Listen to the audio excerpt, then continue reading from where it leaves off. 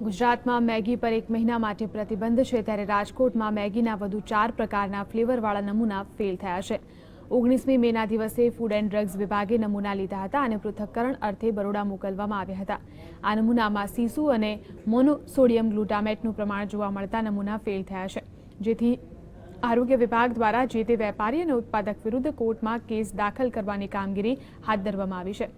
મેગીમાં જે 2 તત્વોનું પ્રમાણ જોવા મળ્યું છે તે પૈકી સીસા નામના તત્વથી શ્વાસના રોગ તેમજ કિડનીને અસર થઈ કેન્સર સહિતના રોગ થવાની સંભાવના વધુ રહે છે, તો મોનોસોડિયમ ગ્લુટામેટ નામના તત્વથી ભૂખનું નિયમન ખોરવાઈ જાય છે અને મેદસ્વીતા આવી જાય છે।